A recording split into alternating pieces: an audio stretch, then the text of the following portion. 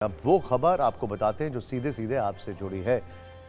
ये पहले फोन निकाल लेता हूं मैं। ये देख रहे हैं आप, अभी आपको जब किसी अनजान नंबर से कॉल आता है तो आपके मोबाइल स्क्रीन पर नंबर दिखता है और आपके दिमाग में पहला सवाल यही है कि कॉल करने वाला हो कौन सकता है। यानी कि जैसे अगर किसी ने मुझे फोन किया तो मुझसे सबसे पहला सवाल यह पूछा जाता है कि आप निशान चतुर्वेदी बोल रहे हैं, और मुझे यह नहीं पता होता कि दूसरी साइड से कौन बोल रहा है।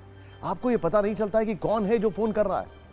आपके मोबाइल में कुछ ऐप होते हैं जिनसे किसी का फोन आने पर उसका नाम आता है, लेकिन जरूरी नहीं कि वो नाम सही हो।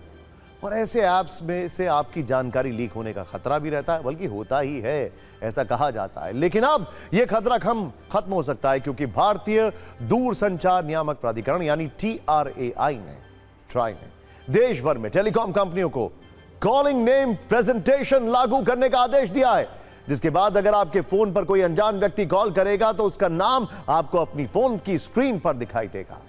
जानकारी के मुताबिक ट्राई ने देश की सभी दूरसंचार कंपनियों को आदेश दे दिया कि calling name presentation feature roll out करें, जिसके बाद देश में मौजूद मोबाइल सेवा प्रदान करने वाली कंपनियां इसका ट्रायल शुरू करने वाली हैं।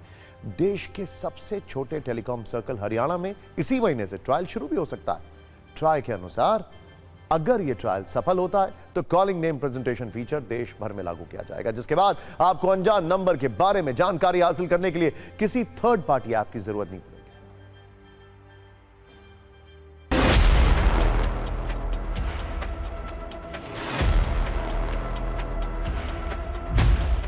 मोबाइल पर बिना सेव किए नंबर, यानी कि जब कॉल आती है तब आपको नाम दिखाई देता है अगर आपने सुरक्षित किया होता है, और अगर नहीं सुरक्षित किया होता तो ऐसी स्थिति में तमाम लोग देश भर में थर्ड पार्टी ऐप का इस्तेमाल करते हैं।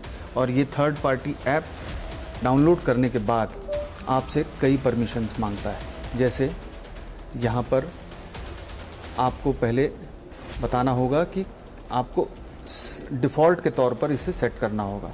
इसके बाद ये आपसे फ़ोन कॉल लॉग्स के लिए परमिशन मांगेगा, उसके बाद कॉन्टैक्ट्स के लिए परमिशन मांगेगा, उसके बाद फ़ोन कॉल मैनेज करने के लिए भी परमिशन मांगेगा, और SMS के लिए भी परमिशन मांगेगा। तो इस तरह से आपका जो डेटा है वो एक थर्ड पार्टी के पास पहुंच जाता है, और ऐसे में आपका डेटा कंप्रोमाइज़्ड हो सकता है। साथ ही इसके ज़रिए आपको हैकिंग का शिकार भी बनाया जा सकता है।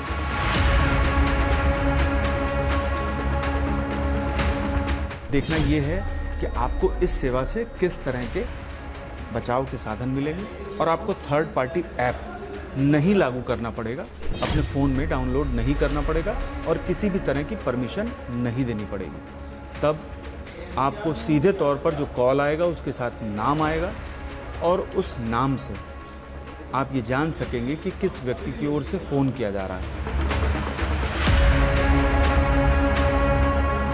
बेसिकली क्या होगा कि अगर कोई भी आपको फोन कॉल करता है तो उसके बाद क्या होगा कि पीछे जो ऑपरेटर होगा डेटाबेस में अपने खंगालेंगे कि वो जो कॉल जिस फोन नंबर से आ रहा है वो किसके नाम पे रजिस्टर्ड है वो सिम, और जिसके नाम पे वो सिम रजिस्टर्ड है वो वाला नंबर फ्लैश हो जाएगा। लेकिन जो कमियां हैं इसमें वो ये हैं कि अगर किसी एक फैमिली मेंबर ने सिम लेके रखे हैं अपने नाम पे, 6-7 सिम लेके रखे हैं और सब फैमिली मेंबर्स को दे के रखे हैं, तो जो नंबर डिस्प्ले हो रहा है वो उसी का होगा जिसके नाम पे सिम इशू किया है।